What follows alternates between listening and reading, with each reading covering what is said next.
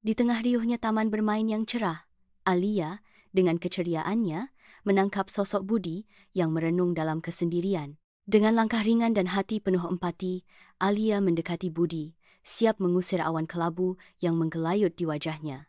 Di bawah naungan pepohonan rindang, Alia berupaya menaburkan benih kebahagiaan dalam hati Budi yang gundah.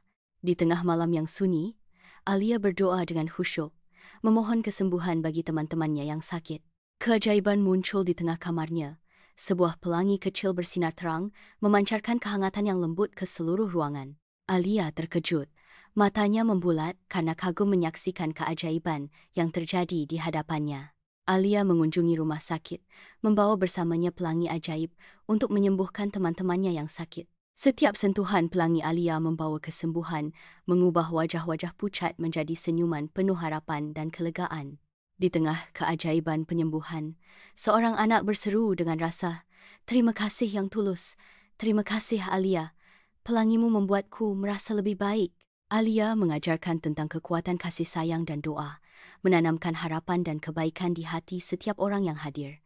Di lingkungan perumahan, gema tawa menandakan kembalinya kegembiraan saat Alia dan teman-temannya bermain bersama, ikatan mereka lebih kuat dari sebelumnya. Kebahagiaan mereka yang menular menyebar ke seluruh lingkungan, memancarkan warna kasih sayang dan persatuan yang hidup kepada siapa saja yang menyaksikannya. Pelangi ajaib Alia melengkung di langit, menjadi mercusuar harapan dan janji penyembuhan bagi semua orang di lingkungan perumahan.